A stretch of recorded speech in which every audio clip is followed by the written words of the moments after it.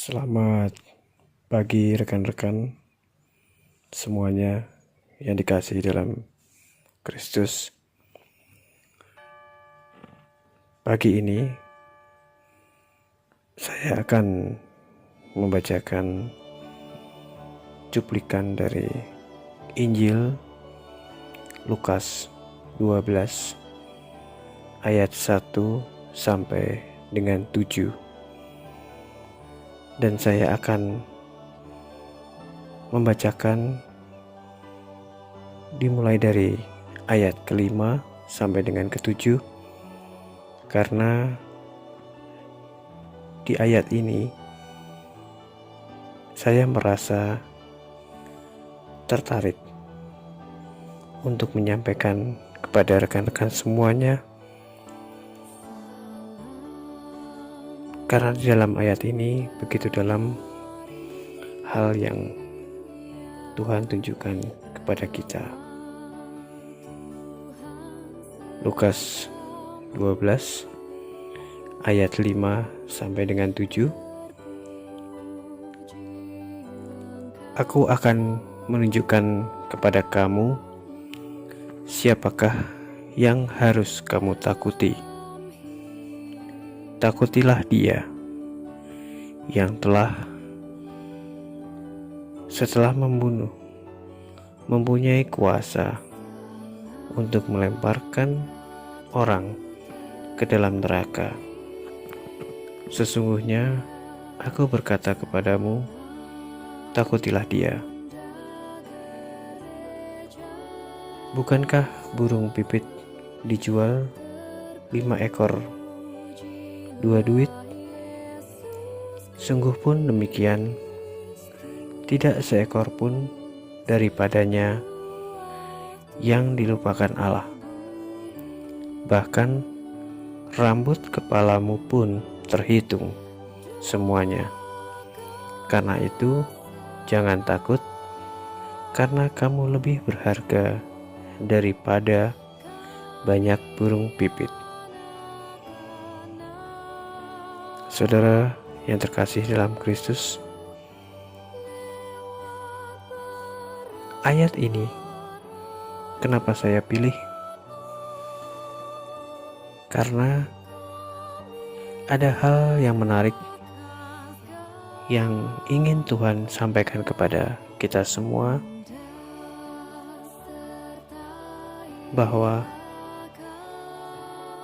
hal yang terpenting adalah kita harus sadar dan tahu kepada siapakah kita harus kita takuti. Dan yang kita takuti adalah Dia, karena kuasanya bahkan bisa melempar orang ke dalam neraka. Inilah sesuatu hal yang ditekankan Tuhan kita, supaya kita umat manusia sadar akan hal yang mendasar, agar kita takut kepadanya dan mengikuti jalan yang diperintahkannya. Salah satu hal yang nyata yang dalam kehidupan kita sehari-hari seringkali kita kurang peka, seringkali kita kurang paham. Kalau kita merasa, kalau kita pada saat mengalami kemalangan, pada saat mengalami kesulitan, pada saat kita mengalami sakit,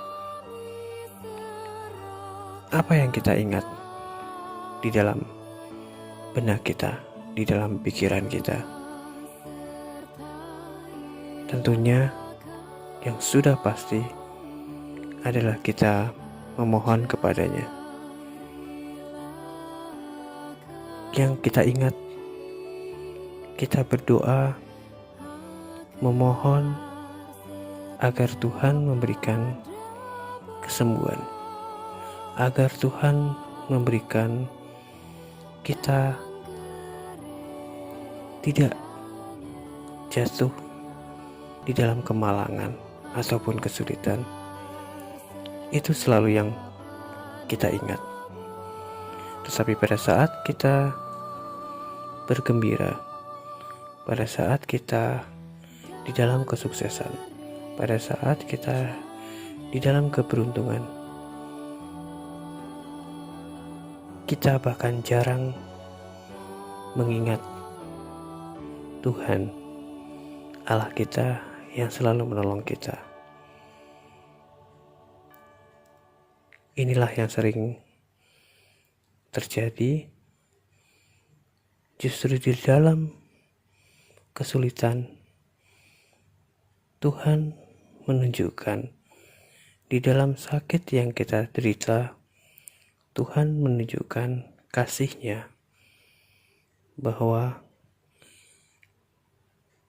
Dia, Tuhan kita, selalu hadir untuk kita, walaupun kita sering tidak percaya, walaupun kita sering melupakannya dalam kegembiraan kita, tetapi Tuhan tetap mau membantu kita pada saat kita mengalami kesulitan. Tuhan mencoba mengingatkan kita, memacu kita, agar kita selalu ingat, terutama pada saat kita membutuhkan pertolongan. Tuhan mencoba mengingatkan kita, dan Tuhan selalu hadir untuk kita. Ada suatu cerita yang kejadian kisah nyata, rekan saya yang sedang mengalami diminta untuk mengundurkan diri dalam pekerjaannya. Itu sebuah dilema, karena rekan saya pada saat bekerja itu bekerjanya sungguh-sungguh dan mendapatkan posisi yang tertinggi di perusahaannya. Tetapi karena krisis pandemi ini yang berkepanjangan, kantornya memintanya untuk segera mengundurkan diri, tetapi dengan situasi yang sangat tidak enak, karena dia sudah mengabdi cukup lama, udah puluhan tahun, hampir 30 tahun lebih. Tetapi manajemen, pimpinan meminta dia untuk mundur dengan kompensasi diberikan gaji 2 kali, dan itu hanyalah kemampuan perusahaan tersebut yang bisa ditawarkan kepadanya, demi untuk menyelamatkan rekan-rekan staf yang lainnya atau jabatan di bawahnya. Kalau tidak, perusahaan tersebut akan tutup dan seluruh karyawan tidak menerima pesangon, termasuk dia. Saat itu sesuatu yang sangat berat berkecamuk di dalam diri rekan saya tersebut. Kesulitan pikiran dan apa yang dia bayangkan untuk masa depannya cukup membuatnya stres dan mengalami beban yang cukup berat. Akhirnya yang dia lakukan adalah dia berdoa rosario. Dia berdoa, Bapa kami, memohon pertolongan kepadanya. Rasa amarah pasti ada saat itu.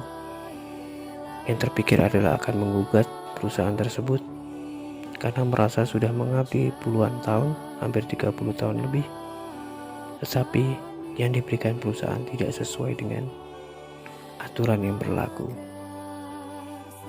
Dan yang mengalami dampak tersebut juga bukan cuman dia seorang, tapi rekan-rekan yang lain, sekitar 5 orang yang berada di dalam posisi puncak. Lalu apa yang terjadi? Yang terjadi akhirnya dia pasrah, menerima apa yang ditawarkan perusahaannya,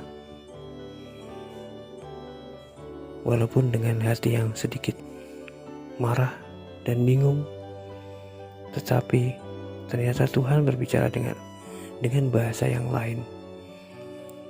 Tuhan membantunya, walaupun dirumahkan, walaupun dia harus mengundurkan diri dari perusahaan itu, tetapi dengan usahanya, dengan doanya, dan dengan pertolongan Tuhan, mujizatnya nyata adanya. Apa yang menjadi bayangannya dia akan menerima pesangon sesuai dengan masa baktinya di perusahaan tersebut, ternyata tercapai, dan Tuhan mengembalikan 2 kali lipat dari apa yang dibayangkannya.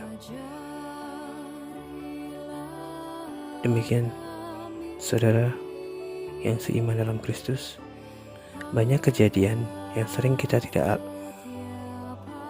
rasakan, sering kita tidak pikirkan, bahwa ternyata pertolongan Tuhan nyata adanya. Bahkan Tuhan tidak membiarkan burung pipit sekalipun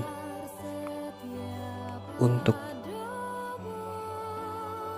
mati kelaparan ataupun untuk menderita, apalagi kita semua yang lebih berharga daripada banyak burung pipit. Terima kasih. Salam Gloria, Deo Gracias.